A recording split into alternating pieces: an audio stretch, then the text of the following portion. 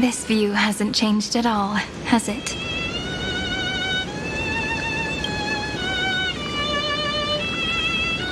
The hometown in your memories never changes, but when you return to your senses, you realize that fate has already stolen the time away.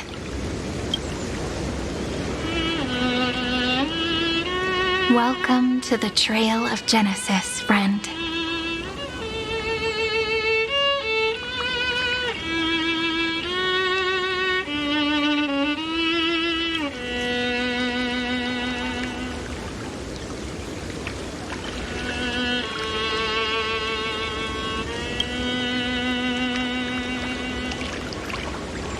Me too.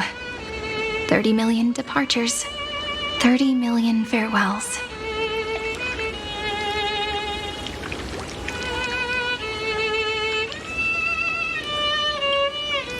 Those heavy memories will all become the soil upon which the new world shall bud. And this time, we will make it bloom with a different flower.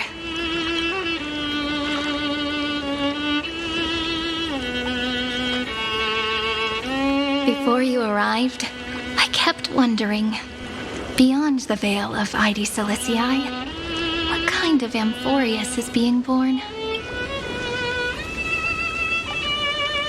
I can see fragments of it when I close my eyes. The friends who walked alongside us have all moved on toward their respective destinies. Some turning into pillars of the world, supporting the sky and the ocean. Others sowing reason, laying down the law, and with gentle hands lifting newborns into the light.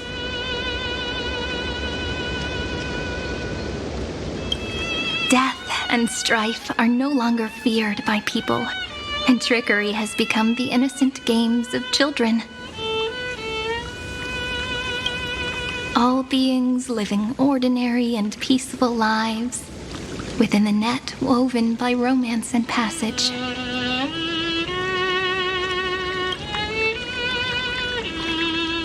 There's no black tide, no flame chase, and no destruction.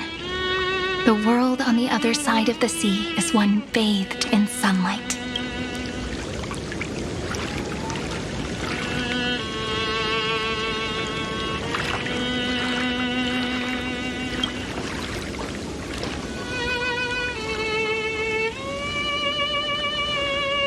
Like a happy and carefree childhood, the era Chrysia in this cycle will last for millennia, until it reaches the moment decided by the prophecy. Light calendar 4931, month of freedom, the moment belonging to world-bearing. Are you ready to answer the call of the world, friend? Then go, and pen the Throne of Worlds' first stroke, for this world, made from countless wishes. You say that, but it's gonna be ages till we reach Light Calendar 4931. I can make use of the crevices of time, but surely you and Dan Heng won't have to wait around for a few thousand years, right? That won't be necessary. We can simply sleep, and the chronocognitive anchor will wake us up. That's right. We've both become a part of the new world. Just waiting for you now. Our consciousnesses can converse with each other across the heavens and the earth, possibly due to the influence of the Trailblaze. I am now connected with this earth, and I can feel the breath of every mountain range. I see that the tallest among them is named Akama, and the form of the holy city is already taking shape. In other words, your stage is almost set. Do you want to take a leaf out of Kefali's book and make some prophecies before your nap? But we're not the only ones who have changed. The chronocognitive anchor just transmitted a message stating that Iron Tomb has reacted to the Aranova. The moment when our friend bore the weight of 30 million cycles of memories. Was probably also when the scepter devoured 30 million cycles of destruction.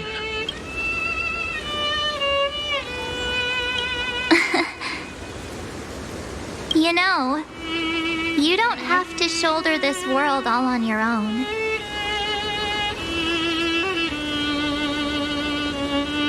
After someone boards the Express, the word alone ceases to exist. So as we reach the end of time, no one will be left to face it alone. Don Hung and I came here to specifically tell you that. Remember, this world is not a burden you bear alone. It's a journey we trailblaze together, alongside all of the Express.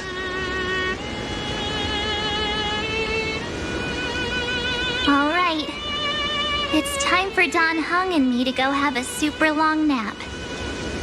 Look after this world for us. The road ahead is long, but we'll be waiting for you at the end.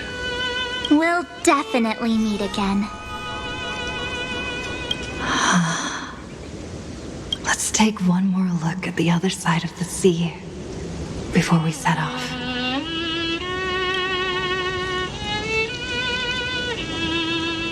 Heidi's Elysiae is so quiet. Just like how I remember. Here we are once more.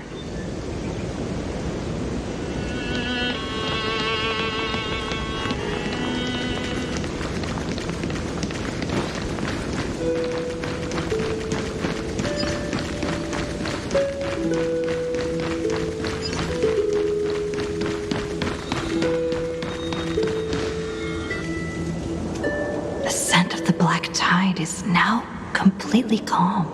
At last, the starting point of 30 million cycles has finally welcomed Its first end, and the final end, right? I can't hear his voice. There are no flowers there that bloom for him, nor is there a star that is his. Finan is the only one who didn't reach the new world.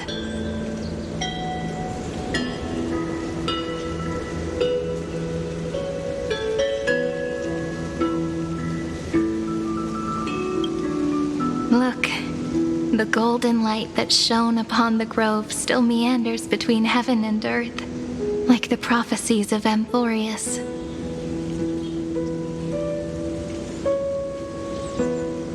It has to be a sign he left behind. It points towards the destruction. Do you still remember what I asked you at this exact spot the last time we set off? Friend, are you ready to become a hero? You were still burdened by the weight of world-bearing back then, still unsure of the role you were meant to play. But now, everyone has already given you the end. The heroes of legends were just at the right place at the right time when the world needed a hero. Just like how your arrival kickstarted Amphorius' fate once more. A person's personality is their destiny.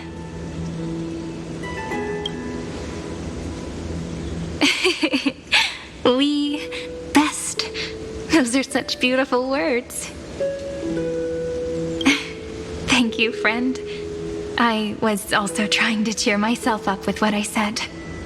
After all, before we truly compose the end of this story, I must also pluck up the courage to head off with you. And face a memory that I have forgotten for too long. And have denied for too long.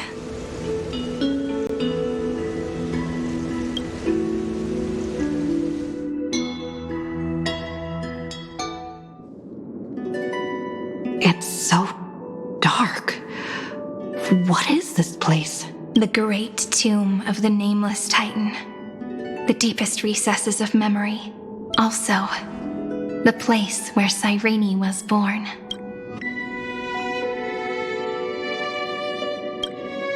My apologies, friend. The more memories I got back along the way, the more I felt that something wasn't right. There's a sort of anxiety I can't get rid of. It's like when I was back in Heidi's Elysiae, when the reflections in the water always made me wonder, which is the real me? The one reflected in the water, or the one standing on the shore? But I finally get it now. Look, friend. The words on that wall are the answer. 1, 2, 3, 4, 5, 6, 7. Do, re, mi, fa, sol, la, ti. That rhymeless tune is the lullaby of little fairies. As always, I'll read this book to you. That way it won't just be Cyrene's memories alone. I've always thought that I was the narrator of the Flame Chase journey. But as it turns out, the narrator is also the most devoted audience. Thank you, friend. Every single Cyrene. That sounds so kind.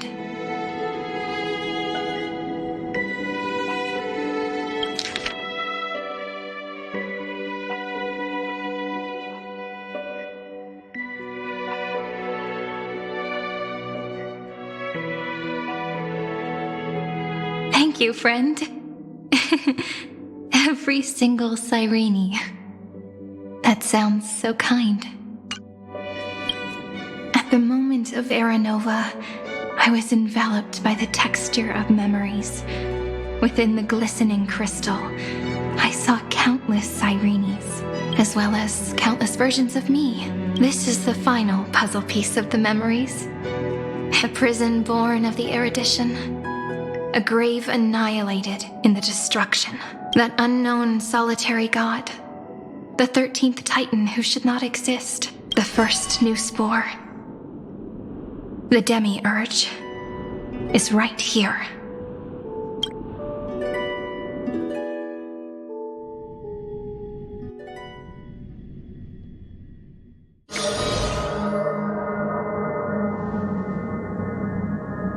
The interrogation records have been submitted to the Marshal. According to the Ten Lords' decree, Jing Liu and Luocha shall continue to be detained in the Shuling. But you, Merlin's Claw, have been reluctant to end the transmission. Do you wish to reminisce with us? Or is there something else on your mind that you're just desperate to get out? You're quite calm, Jing Yuan. The Alliance only authorized the Law Fu to be deployed for this Iron Tomb operation. They say the Seer Strategist's wisdom shines like a beacon. So why can't you see things clearly now? Look who's talking. I didn't vote against it, did I? But, with enemies all around us, even a child knows the Marshal needs to keep a few Xianzhou ships in reserve. Just in case. Whoever volunteers first is the Marshal's pick. If you have to ask, I'd say this outcome plays right into Jing Yuan's hands. Like it or not, there's no way we're letting the Law Fu take the lead in this battle. Oh my, Merlin's Claw. Are you afraid the Law Fu might steal the Yao Qing's glory? This is no laughing matter. Between the Stellaron crisis and the War Dance ceremony, though the chaos has settled, rumors and speculation are only growing by the day. With Elder Huaiyan around, those with ulterior motives won't be able to stir up any trouble.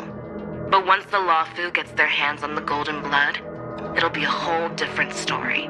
With the kind of person Jing Liu is, and her connection to you, I don't need to spell it out.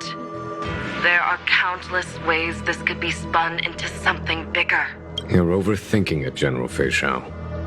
When I volunteered for this task, I never expected unanimous support from the Alliance anyway. The Law Fu will seize the Golden Blood and redeem itself.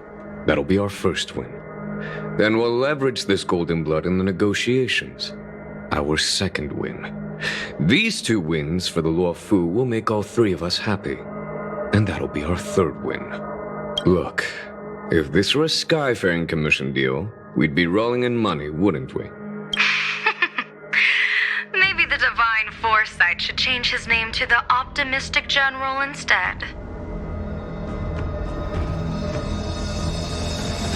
With the Decalite reflection barrier, the Yuchuai must understand even more than the Law Fu how significant this battle is. Amphorius' karma has vanished from the matrix of prescience. What omen does General Yao Guang see in this anomaly? In divination studies, we call this an empty fortune. It involves the eons and is thus beyond what mere mortals can comprehend. Your explanation isn't any clearer than Lady Fu's. Come on.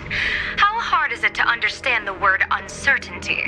For the Cobalt Head, the emergence of Iron Tomb is a calculated instant, but I don't believe they will just sit around waiting for death.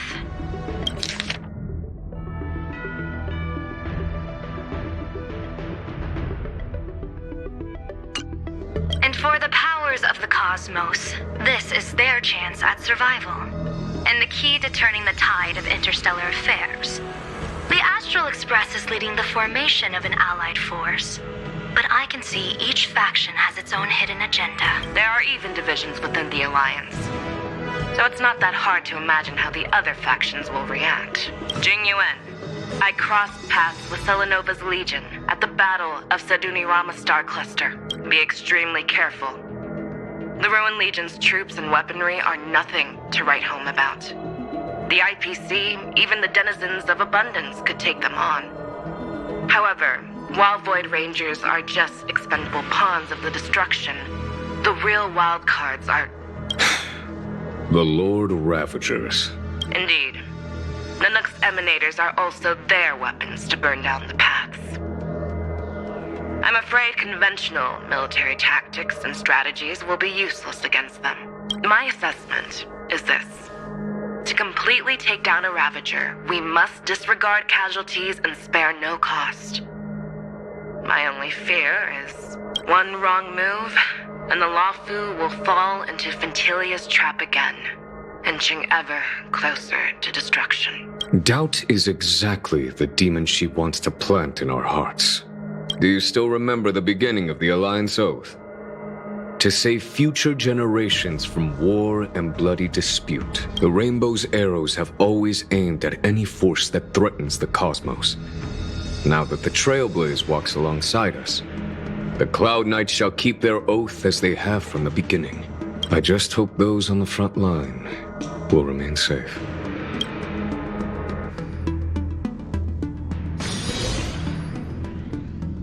The chronocognitive anchor is sending a signal. Everyone, time to move out. Did she and the others make it?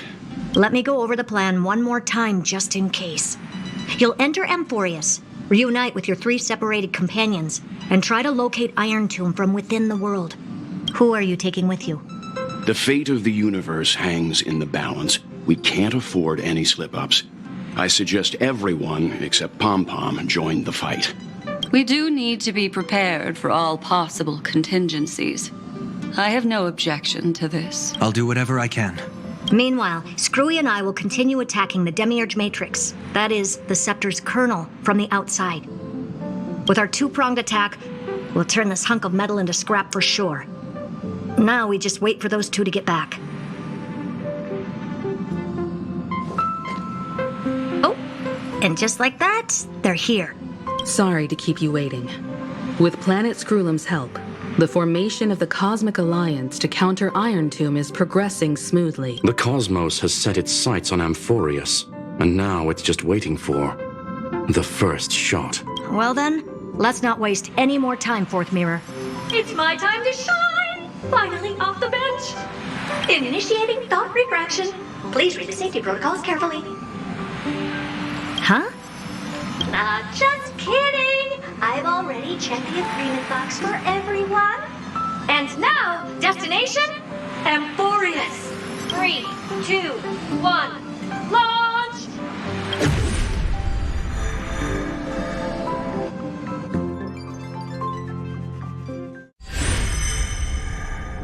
The flow of Memoria is so heavy here, unlike Panagoni's dreamscape.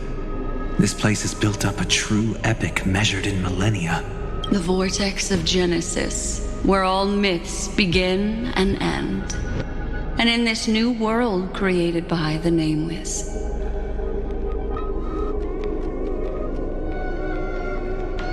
The infinite cycles have been broken. Let's set up the Trailblaze beacon and establish contact with the outside world. I'll leave it to you then. It'd be better for me to not show myself in front of the Garden of Recollection. And, Mr. Sunday, you probably shouldn't show yourself either. Agreed. The Astral Express has landed. If you receive this message, please respond immediately. Over. This is the Xianzhou Alliance. Communications normal. Interastral Peace Corporation. Communications normal. No response from the Galaxy Rangers. Not surprising. But I didn't expect the family to also stay silent at such a critical moment.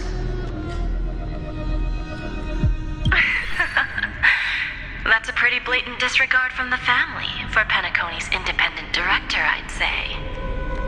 Long time no see, Miss Himeko. It's been quite a while, Madam Jade. The significance of this battle rivals that of the campaign against Sulo. Only through victory can we disperse the shadow of Iron Tomb that looms over countless worlds. The 10 Stonehearts shall spare no effort for such a grand mission for the preservation. Madam Jade led the Intelligentsia Guild in conducting specialized research on Iron Tomb's past activities. The bad news is, the collapse of the Erudition won't just affect inorganic beings. You mean Iron Tomb can infect organic life, too? Well, the good news is, so far, its effects on organic life are under control. The infection progresses slowly, and the resulting neuropathy is non-fatal. In any case, the IPC can guarantee targeted vaccine coverage within 48 system hours in all star zones within the medical system. What about other star zones? At a time like this, are the followers of the Firmament Arbiters still trying to make a profit? I remember you, Master Diviner. Your performance during the Third Denizens of Abundance War was quite impressive. Please rest assured, all worlds can purchase vaccines from the IPC with a humanitarian discount. That's the current policy at the very least. But if the Xianzhou Alliance is willing to assist with the IPC's assets in Epsilon and other star systems, we'll have more cards to play when reiterating to the board the necessity of deep cooperation. It makes sense, since Interastral Peace Entertainment's headquarters is in Epsilon. But why are all the other worlds on the list?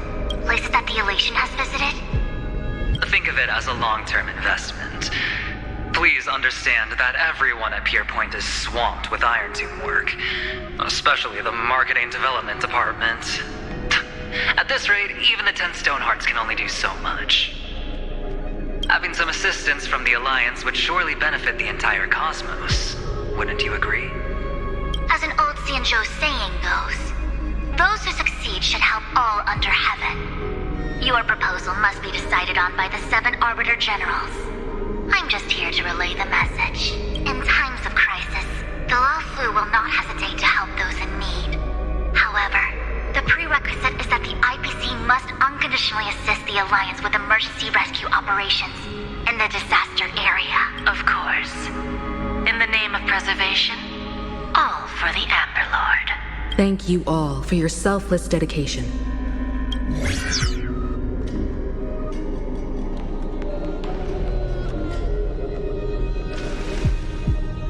It's clear that each party still has qualms about everything. The clash between destruction and erudition isn't just about the fate of the cosmos.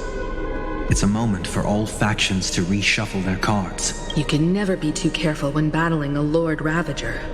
All are equal in matters of life and death. In any case, we can only hope for the best in all that's to come. It's about time we dive into the vortex and see what Amphorius looks like on the inside. I wonder where she and the others are right now.